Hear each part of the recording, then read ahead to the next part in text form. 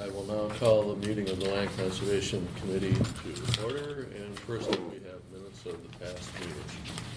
Any motions? I move approval, and Chair, Nikki just texted me and said she's stuck in traffic but is on her way. Rit, is there a second? I'll second it. Yogesh, did I get it right? You did. Okay. And are there any additions or corrections? Hearing none, those in favor say aye. Aye. Aye. That carries. On to, oh, well, here I am looking for this one. Let's get to the agenda. Okay, there's an ordinance amendment that was presented to the county board and last time, and Carl, our chair, asked that it be referred. I agreed and also asked for it to be put on this agenda because it just wasn't clear. And I think Sharon, who wrote this thing, also wasn't clear. And with a little bit of prodding this week, I did manage to get Sharon to make a proposal for what would work. And it's much clearer to me. Would anyone care to move it? I'll move it. I'll second. Okay, Downing and Rit, and on to discussion. So, I have a question about this. So, is our committee gaining members or is the extension committee gaining members? Okay, well, the way it's rewritten, have you seen this? Yeah, I have it up here and it looks to me like extension will gain two.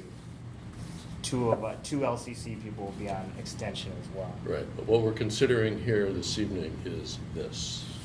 Okay. And look at the fine print, you'll see that the two members of the extension committee section in red got scratched off. Okay. And instead, it says, at least two members of the LCC shall be on the extension committee, and apparently that's, let's see, which way is it? Statute says that two members of the extension committee have to be on this committee. And so the earlier version made it sound like this committee was going to grow, and really the intention, and it's clear with this version, is that the extension committee will grow by two, and probably one of the members of this committee will be appointed to the extension. Okay.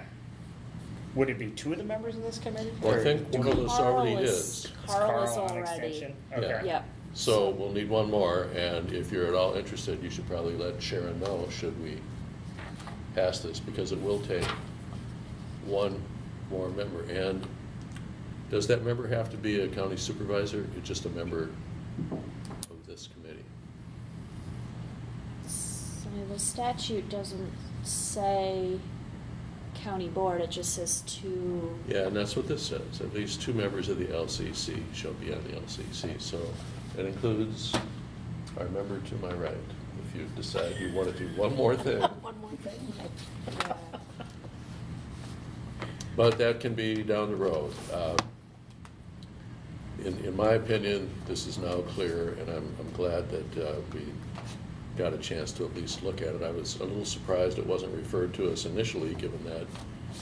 It's us. It is.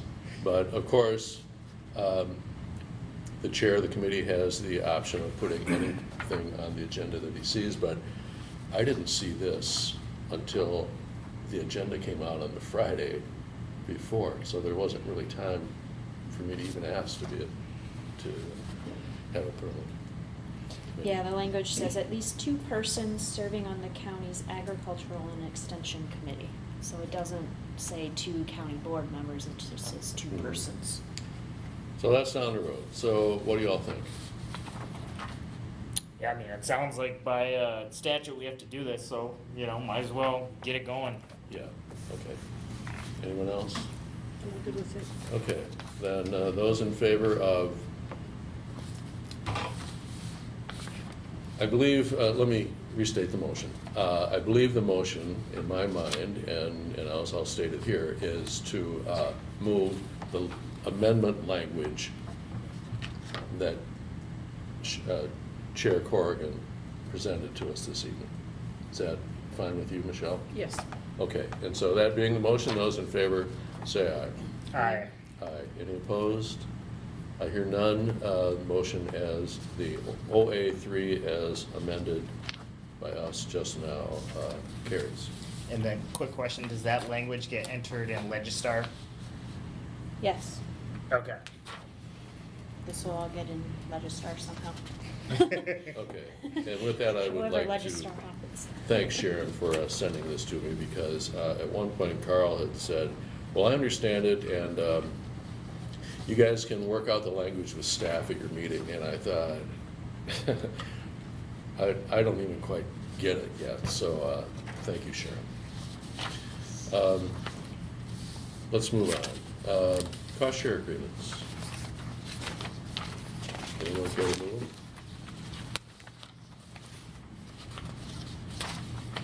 I'll make a motion to move the cost share agreements. Second. Mitch and Michelle. Any discussion? Okay, these are still quite new to me, so Amy, can you just buzz us through a little bit of Yeah. repeat of So the what we did? two Yep. that we have here, one's a nutrient management plan. So we cost share nutrient management plans, planning process for landowners. That's at a rate of $10 an acre for 4 years. So works out to be a payment of $40 an acre that they get up front that helps cover the costs of soil sampling and hiring a consultant and getting a plan written. And then the second one is a low disturbance manure injection toolbar. That's one of the items that we cost share through the Yahara Clean Fund. We just call it out a little bit differently since it's kind of a newer program so that people can do that. And in that one, we cost share a certain percentage of the cost of the toolbar, and then we split that payment over a couple years once they show that they prove that they're using it. So they don't get the full cost share rate up front. We'll probably have additional payments next year and the year after for that one. So we give a percentage of this 22,500 now, and That- then, Yes. and then yes. we give the balance of it over the years as we see progress. Yeah, I think they get half of this now. This is Okay. just approving the contract, so the total contract is 22,500. Do we have it in there? Yeah, where is it? Here we go. And then we do, I'm trying to remember the percentages, how we break it down. Oh, this one doesn't show us. No, we have it in our detailed stuff. We didn't put it in our brochure. Is it 40, 20, 20? That's what I thought it was. So they'll get 40%, and then next year they'll get 20% if they give us the documentation, and then they'll get 20% the following year. Again, they have to show us documentation of use. That's only 80%. And then the last 20, 30 years. Okay, so it's really over 40, 4 20, years? 20. Yeah, sorry, not enough 20s. It's over 4 Yes, years? Yes. Okay. I have another question. Sure, go ahead. Okay, so this comes, so like this nutrient management plan, so this comes to us one time, even though there are 4 payments. Not the nutrient management one, the LDMI. Okay, but that comes to us one time. Just for the agreement, Okay, because the agreement's been signed. We've now said, we'll pay you. Conditions of that payment are this, and we've now entered into a contract and an agreement. Now, when we go to do the payments, those will come later, once they meet the conditions. they'll come to us, or, Currently, that's how it works, yes. okay. And so with that, okay, so the budget that I'm seeing here, so if we pay out, $2,000 now and $1,000 next year, is the whole amount figured in the budget now for the project? Yes. And not just what we've actually paid this year? Yeah, we haven't paid anything yet. Okay, but the project total goes out Our now? contracts. Even though it's not done until 2020? It's allocated, Yes, yes. but We- that'll be reflected, the whole pot Yes. gone, okay. Yes. That makes sense to me, thank Yep, you. yeah, we can't No, I'm like, No. and that was gonna be my No, next no, no. question, how do you manage No, no, that? no, no, no. Okay, that makes It's sense. already a little more complicated in the sense that we have this kind of scaled payment. We usually don't do that. We may do a Yep. partial payment on a project and then the final payment. This is a unique program where we're spreading that payment out over a few years. Thank you. And in fact, this is part of a program that we approved over Yep. about a year or two ago. Yep. And that's the reason that it will be in future budgets as we Okay. go along. Yep. So this Andres Farm tool, is it one that just they will use, or is it one that they will let others use? This is one they will use. I think they were using a shared one Uh-huh. and have decided that they just want to have access to one for themselves. Whether or not they let other people use it, I suppose that's up to them, but they were using a shared one and have decided they like it so much that they just want to have access for when they need access. Well, we had two ways that people could apply. One Yep. was for just what you said, and the other is shared. So probably don't hold your breath that they will share if they don't have to.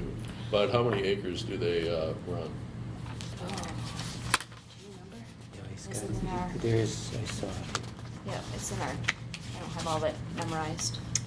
Here, he's, Oh, he he's has 1,800 acres. almost 1,800, almost 1,900 acres, just Okay. shy.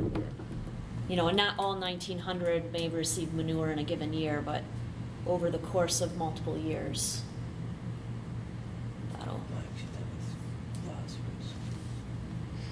Okay, so, and apparently that was not a, or was that a criteria of acreage served? Was that a criteria? we have a criteria that they have to use it on a minimum of 500 acres, I believe. Okay, So, this is 4 times that. they well meet the Okay. acreage. Was there Anyone some- else? Just a quick question. I think you pulled up a PDF that explained all this. Is that something you could send the committee as well? It's all on our website. Okay. Oh, this one is. Yeah, I think it was on his H drive, maybe. This is the program for producers. Yeah. We have a brochure on our website for it as well. Okay, I'll take a So- look for that. Yeah, if you go to our website, we've got this as well as information on the Harvestable Buffer Program and some other things as well. Anything further? Okay, we've got a motion to approve the agreements just presented. Those in favor say aye. All right. Aye. Opposed? Hearing none, that carries. We're on now to payments. Any motions? I'll make a motion to approve the payments. Second. Shala and Rit. Did I get your last name right? You did. Okay. Thank you. And on to discussion. Any questions or discussion?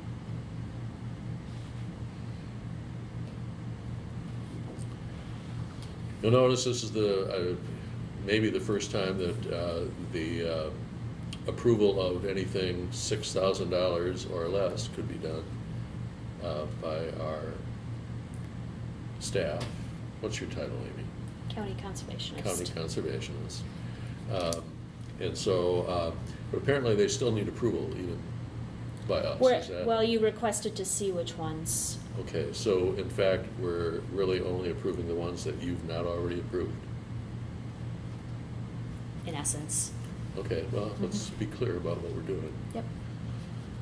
So, then do I understand correctly that the motion is for just as we've discussed here, only those that haven't received approval yet? Yep. Everything that's over 6,000 that doesn't Right. say approved by Amy Callis. Okay. I do have a question. Would you just explain, and I've heard this before, but refresh my memory, maybe the rest of ours, just how the Harvestable Buffer Program works? That's another one that we have the brochure out on the website, but Harvestable Buffer, as far as payments or things like that, they have the option of a 5, 10, or 15-year contract. And a buffer has to be along a waterway or a stream. They're allowed to harvest it, which is a little bit different than a traditional buffer. Kay can probably speak to it because they actually have one.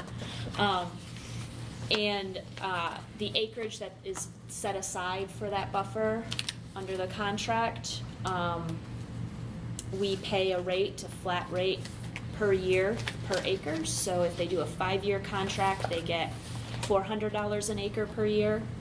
If they do a 10-year contract, they get $425 an acre. And if they do a 15-year contract, they get $450. Vast majority of them pick the 15-year actually, because we're trying to encourage that. This one looks like, the one on here, they picked 10. And so they get that payment up front though, the whole payment up front. So 10 years at $425 an acre, they have 7.3 acres. They're gonna get a check for 33,000, How whatever's many on acres do here. they have? This one was 7.3. 7.3. Yep. Do they understand the reason for the harvestable buffer strip? Well, it is a setback from the stream and helps with phosphorus reduction. So, the upland practices, this allows a buffer so that we don't have phosphorus entering into the stream. It really slows down the sediment and the water and allows the plants to uptake that. And then being able to harvest it allows some farms then to not lose some of the production of that land. They can harvest it for hay or feed, and we have different seed mixes that we work with the landowners on that work for them. So what if they sell the land or they sell their farm before the 10 years is up? This is recorded on the deed, Okay, so the maintenance of that practice has to continue. okay. So these are all deed recorded. Is my math just way off, or 4.25 acres times $7.30? No, Or all sorts. wait, 7.3 acres times 4.25 Right, so times 10 years equals $33,000. it equals 31. 31,025, but then we also pay for establishment, so the seed costs and the Land prep. land prep to get it going that first year. So we cost share the seed and everything, and then the payment. 4.25 times 7 is about $30. Times 10 is $300. How does it become? $425. $425, not, Oh, Yeah. okay. Thank you. yeah. Move your decimal. Just Okay. it was a little dot that made all the difference. Well, it's just the way I wrote it down. Yeah. Okay. Yep. Thank you. Yeah, so That's a good rent rate, $425 an acre? we came up with that number. It was kind of evaluated based on land rental rates, crop rates, reviewing what the federal government was paying for CRP or CREP or things like that, and how we could be encouraging, and I don't know if competitive is the right word, but encouraging of the practice to get it in place, an incentive. So, So- cash rent in Iowa, I think, is about $300 right now for prime farmland. Yeah. So, You're not Kansas anymore. Right, right, I was gonna say. Dane County's a little higher. So, that's kind of where we came up with that number. And then we did this scale to try to encourage, the longer rental timeframes. Welcome aboard, Nikki. We're on to payments. Thank you. Sorry. So anything further, anyone? If not, those in favor of the payments as presented, say aye. Nice. Aye. Opposed? Hearing none, that carries. Okay, that's our action items. Apparently we have a report. Yep, we have a presentation. Kyle is going to give an update just on a couple of our initiatives that we have in the Yahara River watershed. So we have what's called an RCPP grant from the federal government. He'll go through some of that, and then just an update on our work and efforts towards the Yahara WINS effort, which is the adaptive management project in partnership with MMSD and a bunch of communities. So Yeah. this And is I kind of apologize, our. My voice is going rapidly today. Started out great and it's starting to Yeah, fade, you're so. definitely not Yeah, sounding I'm the not same sounding as the this same. morning. So if I have a bout for drinking water, I do apologize.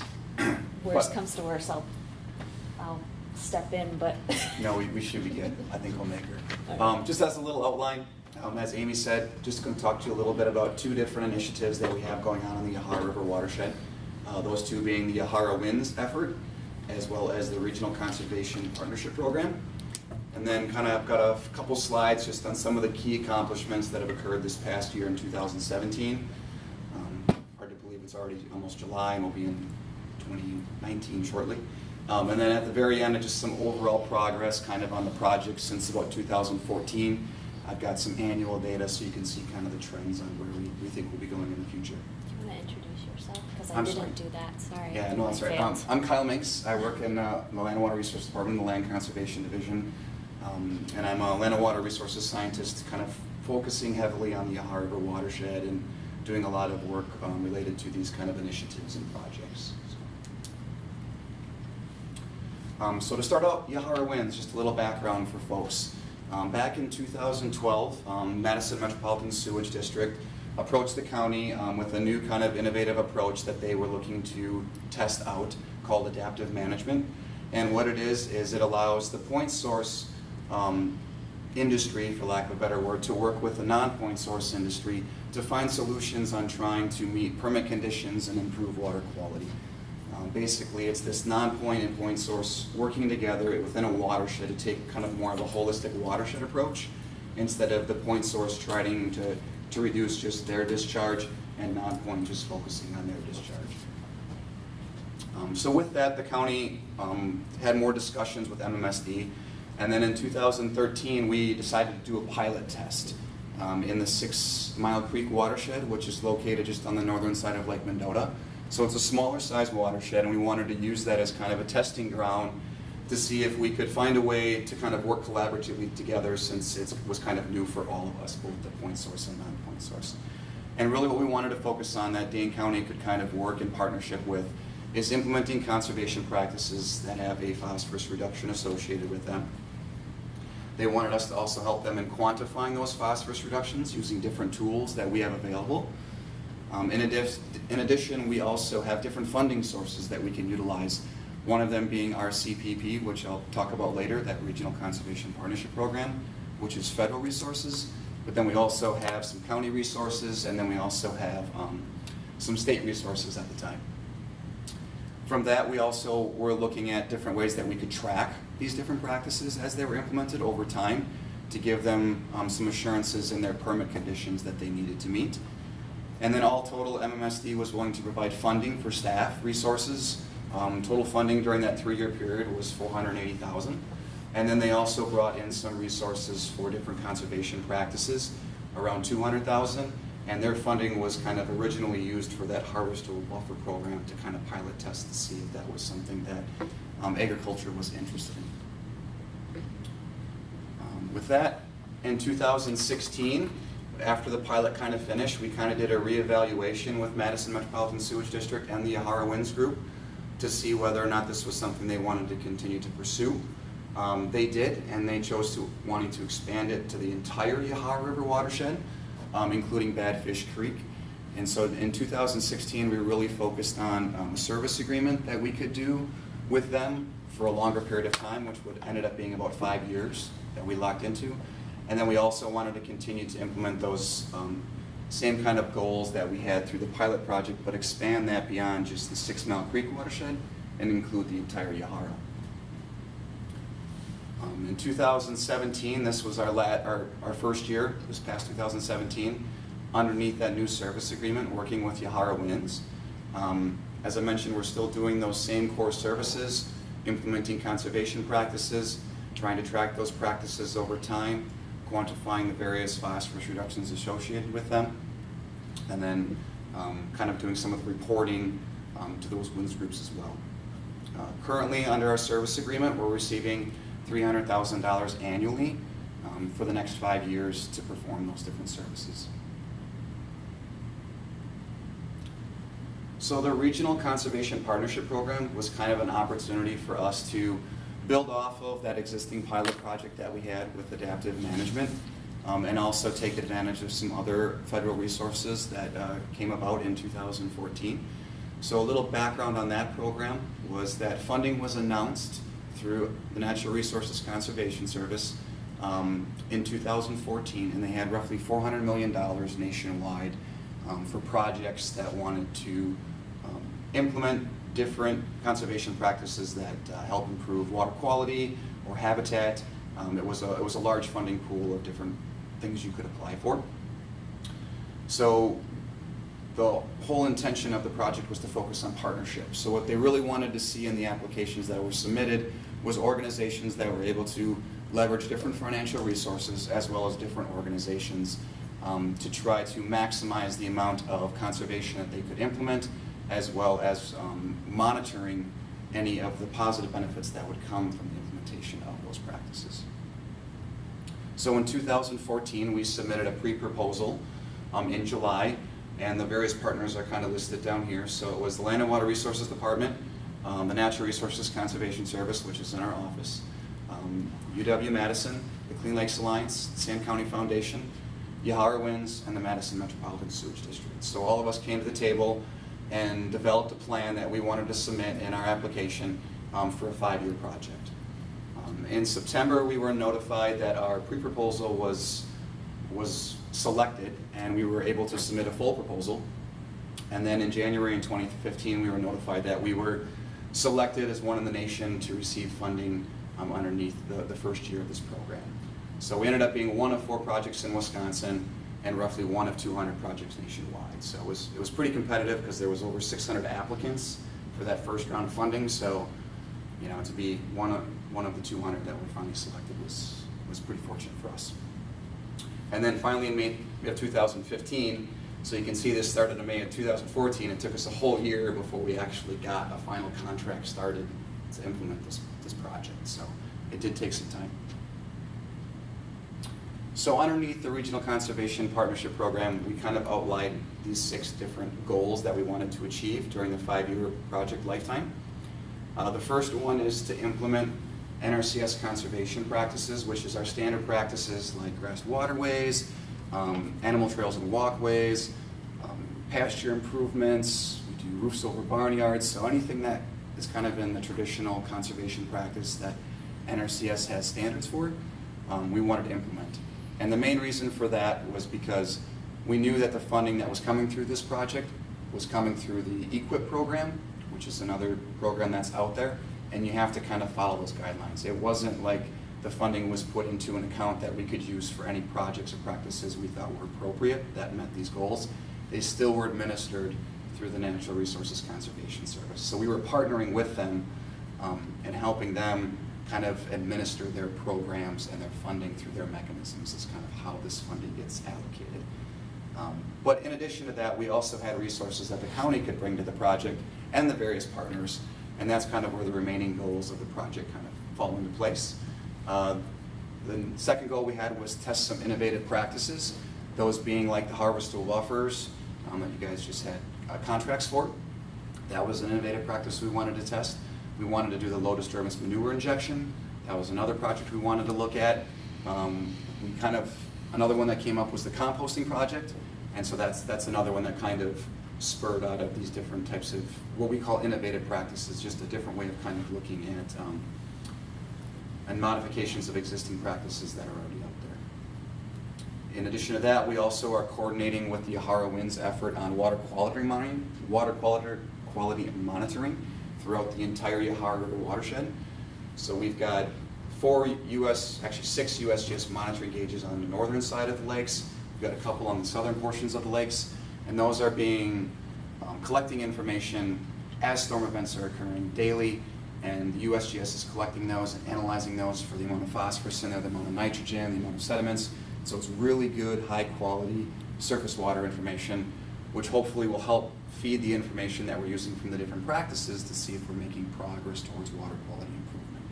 So to be able to bring that high level of water quality monitoring really elevated our application and awarded the grant. In addition, we also wanted to use some of the models that we're using for the Yahara WINS effort to quantify the phosphorus reductions. We also received some funding from Sand County Foundation to do what's called a 9-key watershed plan. And basically what that is a different type of planning that we wanted to explore that once approved opens you up for other types of funding opportunities through the EPA and DNR. We completed that plan, we submitted it to EPA for a couple reviews. Unfortunately, they did not approve our final plan. DNR did approve our final plan, so we thought instead of continuing to focus on plan writing, we wanted to move more towards implementation and getting practices on the ground that we know will improve water quality instead of focusing on the plan. And then the last component we have is our outreach and education. That's where we partner heavily with the Clean Lakes Alliance and like Yahara Pride Farms, and partnering with them on some of their outreach and education efforts to kind of help spread the message of the different programs, cost-share opportunities, and all the different great work that a lot of agriculture is doing in the non-point realm of conservation to try to improve water quality and get more practices out there that we know will improve the water. So our total budget under this project was just over $5 million. And the major funding sources are kind of in here, just kind of broken down. Dane County, just shy of $3 million over 5 years. NRCS we submitted for $1.3 million, and then the other partners had roughly just over $1 million. So just as a gauge for how much was there.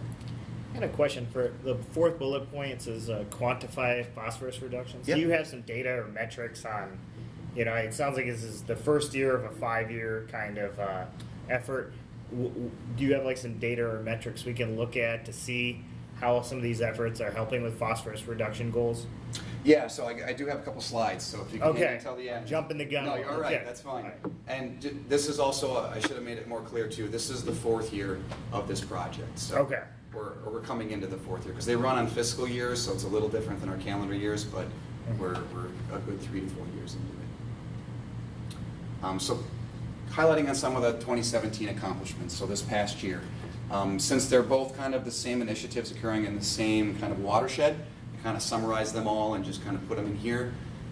So in 2017, we aided over 268 landowners within the Yahara watershed, ranging everywhere from farmland preservation program participation to conservation practice implementation to updating nutrient management plans, all the core services that we offer here in the Land Conservation Department or Division. In addition, we also assisted agriculture in implementing 135 different conservation practices. And as of today, we're up to around 450 different practices in the Yahara that we're monitoring and tracking. We also were able to review and kind of track and analyze 45,800 acres of nutrient management plans. Now that's not all the nutrient management within the watershed, it's just what we were able to grab and review and enter into a system that we can kind of look at and track over time. In addition to that, we also allocated $900,000 in cost share assistance with the different funding mechanisms that we have at the county. And in grand total, we're reducing roughly 18,000 pounds of phosphorus at the end of 2017. Keep in mind, these are just the Yahara River watershed efforts. This does not include all the other efforts that happen around the county. So it's quite a bit of effort and partnerships with the different groups that are out there, as well as agriculture, in trying to improve water quality. So here's just kind of a map showing some of the practices that were implemented in 2017, as well as kind of prior to that point in time. So in 2016, we had roughly 58. In 2017, it increased slightly to 135. And as I mentioned before, we're at 450. And so here's a map of the Yahara River watershed. A lot of practices in the northern part, starting to add quite a few into the southern part as well. But this is just kind of gives you a gauge on where they're physically located throughout the watershed. These practices, a lot of them are the traditional conservation practices that I mentioned before, because it's falling under that partnership with NRCS. And so they include things like those grass waterways, those roofs over barnyards. But as part of this effort too, we're also looking at those innovative practices like the buffers. And one that was pretty successful last year was the aerial application of cover crops.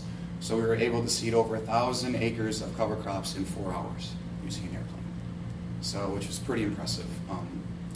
To coordinate that with the pilot that was there, and those, I believe there was 12 producers that participated in the program. And so to cover that much ground in that short amount of time was awesome. And this year we think we're probably going to have over 2,000 acres. So it's nice to see that there's some different ways that we can apply the use of cover crops and hopefully improve water quality with those as well. We've also started a rotational grazing network throughout the county. I think a few supervisors maybe attended some of the get-togethers that they had last year on rotational grazing, and so that network continues to grow. We're starting to find additional producers that want to maybe transition out of either cash grain or the other types of livestock operations they had before into rotational grazing. So we're starting to see some uptick in that as well. And then our harvestable buffers also continues to be very popular. Starting to get a lot of those. We kind of focused on the northern part of the watershed a little bit. We did a lot in the Door Creek watershed, D-O-O-R. And then now we're starting to get a lot more in Badfish Creek too. So tend to be pretty popular. So we've got a couple slides here just to show some trends over time on where we're at with some of different ways of looking at things. Mainly nutrient management plans is on this one. So in 2014, we were looking at roughly 10,000 acres of plans that we were able to get into our office, look at, and then map and kind of track over time. In 2015, we were able to up that to around 20,000 acres. In 2016, it jumped to 40,000 acres. And here's a map just showing the general locations of where those fields are that are part of those nutrient management plans. And then now in 2017, we are above 45,000 acres. So based on our best guess estimates, there's around 117,000 acres of cropland in the entire Yahara watershed. And so eventually we want to get to 100%, but as you can see, we're showing progress each year, so we'll get there. It just takes a lot of time in order to review all those plans and map them and keep track of them. In addition, some cost share assistance. This graph here is just showing the different funding sources that we're using with the initiatives that we have within the Yahara. The blue one, or purple here, blue is kind of the federal funding, green is the state funding, orange is county, maroon is just other funding from other partners like Sand County Foundation, Clean Lakes Alliance, or other organizations that we partner with. And then the blue line is just the total sum of all the bars each year. So in 2013, we were just under $400,000 in the Yahara River watershed. And as I mentioned before, in 2017, now we're up to over $900,000 in cost share assistance. This past year, we had a large uptick in our federal funding, mainly because of that cover crop initiative. We're utilizing that federal funding mainly for management type practices like cover crops or no-till, because we don't have a lot of other funding sources that we can use for those types of practices. We're limited in that. NRCS is one of the few funding sources we can utilize to promote and try to encourage producers to implement those practices. And then based on kind of where we're at with our funding amounts, we're most likely going to run out of our federal NRCS RCPP funding in 2019. Even though our project goes all the way to 2020, we're probably going to be out of that NRCS funding next year. So we're starting to explore other ways that we can maybe find some funding resources to support those management type practices. Because as we said, the cover crop has really taken off. We did 1,000 acres last year, likely over 2,000 this year. We want to keep that momentum going and encourage those types of practices, and the cost share assistance definitely helps with that. And so we're trying to find maybe other sources that we could use to help provide that cost share assistance. And the last one I have here is getting to the phosphorus, kind of looking at tracking the pounds of phosphorus that's been reduced. So in addition to tracking the funding sources, we're also quantifying phosphorus reductions for different practices that are being implemented. We use the best tools that we have available. Some of them include NRCS tools, and some of them are SNAP Plus. And we run through a before and after scenario and find the difference or change in phosphorus as a result of practice implementation. In 2013, we had roughly 5,000 pounds of phosphorus being tracked total. And now in 2017, we're at slightly above 18,000 pounds of phosphorus. The two different bars that you see there, the blue and the green, represent different accounting mechanisms we're doing for the Yahara WINS effort. So as part of their permit compliance, they need to know how many new pounds of phosphorus, and what that means is phosphorus that's been generated or reduced from practices implemented in that calendar year. So like 2017 would be new pounds of phosphorus is all the practices that were implemented in 2017. How many pounds of phosphorus did they reduce? The carryover pounds are a summation basically of all the practices that are still functioning and being maintained. And so that one will continue to grow as long as those practices are in place. They can keep quantifying and taking credit for those reductions. So as I mentioned before, we have roughly 18,000 pounds in 2017, and that's 18% of the roughly 95,000 pounds that the Yahara WINS effort is shooting for. So, which is pretty good. I mean, it's the first year of our service agreement, so to come out of the gate at almost 20%, we thought that was pretty successful. So a lot of that has to do with the partnerships we formed. We got a lot of support in that pilot phase of getting funding resources and staff onboarding and training, and so we're hopefully going to keep seeing that upward projection into the future. And that's all I've got, so I don't know if you guys have any other questions. And I may not have answered your question, so if I didn't, I apologize. I'll try to do better, but that's what I had for the Well, the last slide was a pretty good indicator of that. Okay. Well, your voice rebounded nicely, and maybe it'll get you through a few questions if there are others.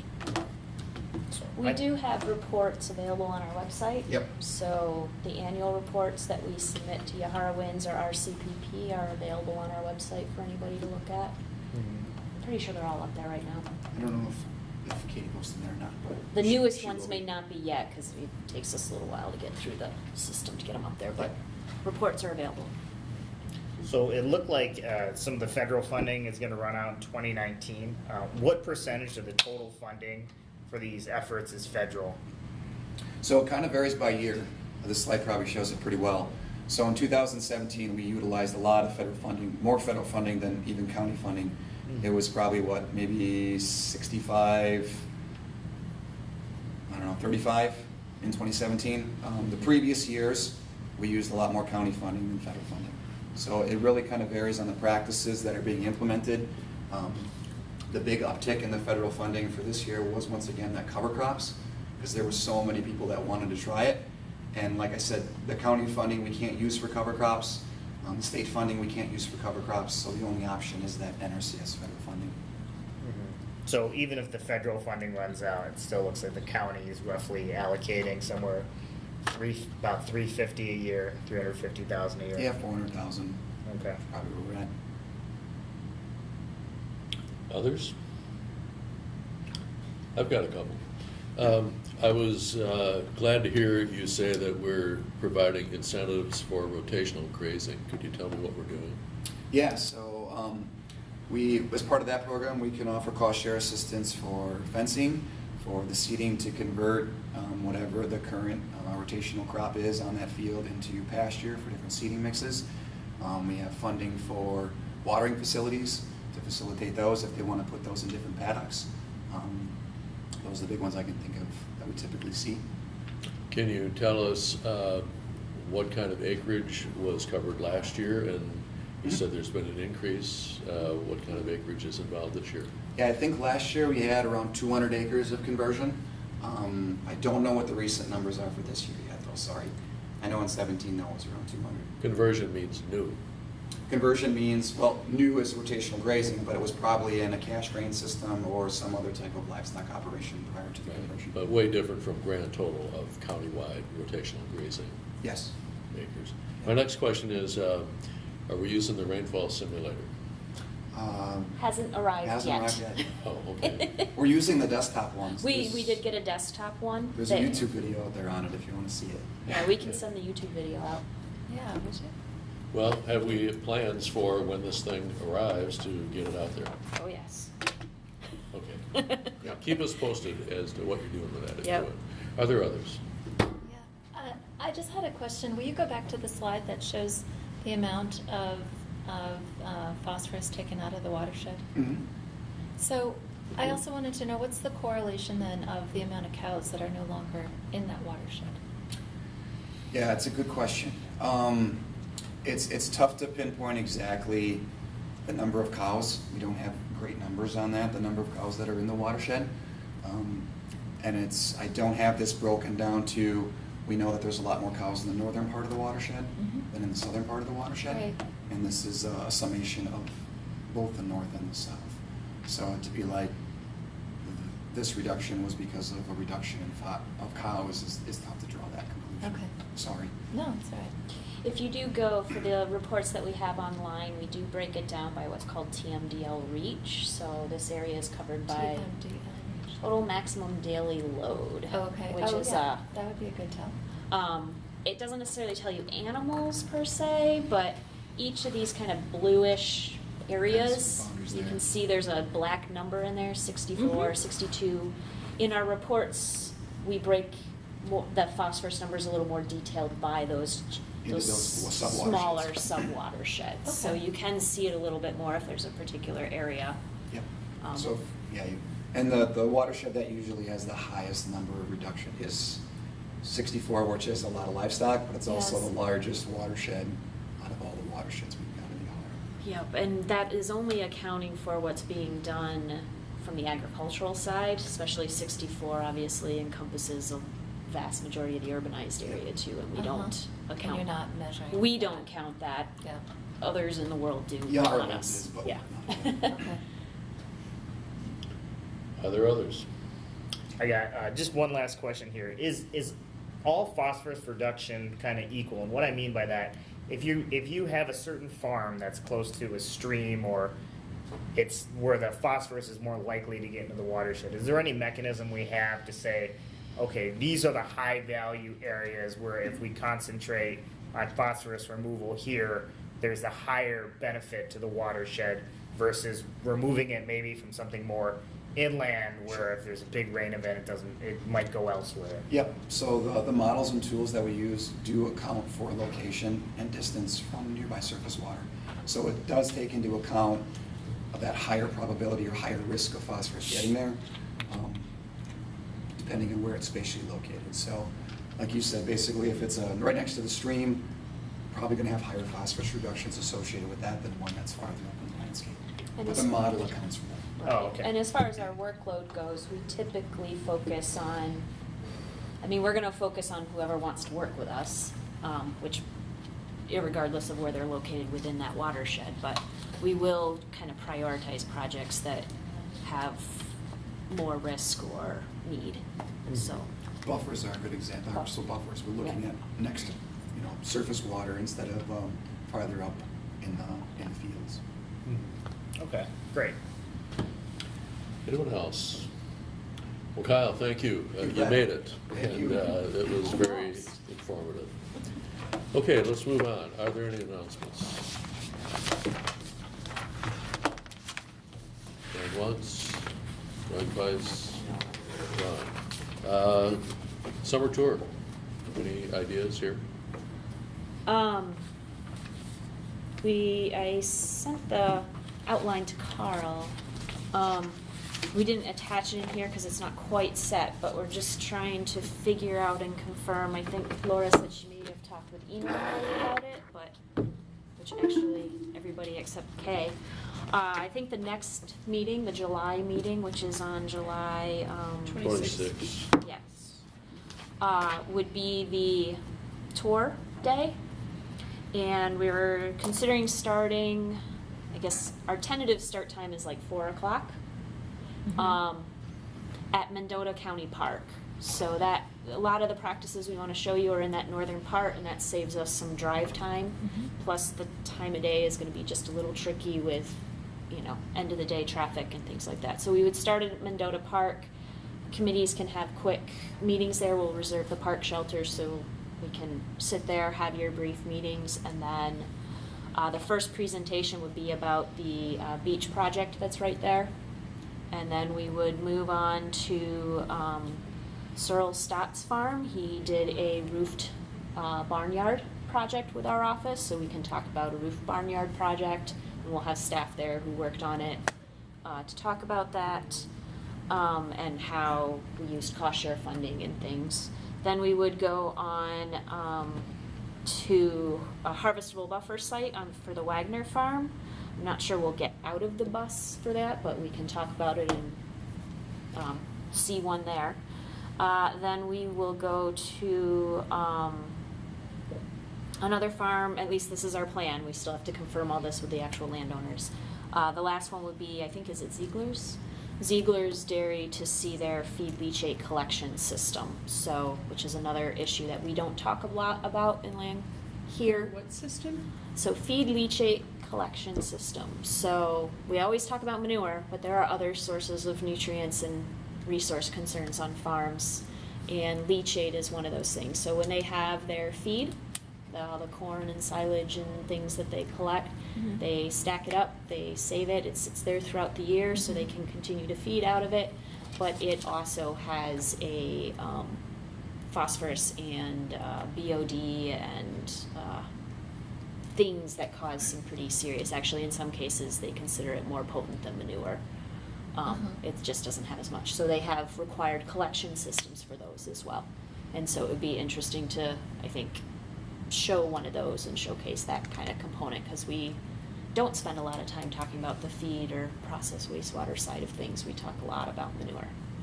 So, and then from there we can get back to Mendota County Park, and we think if we go from about 4 to 7.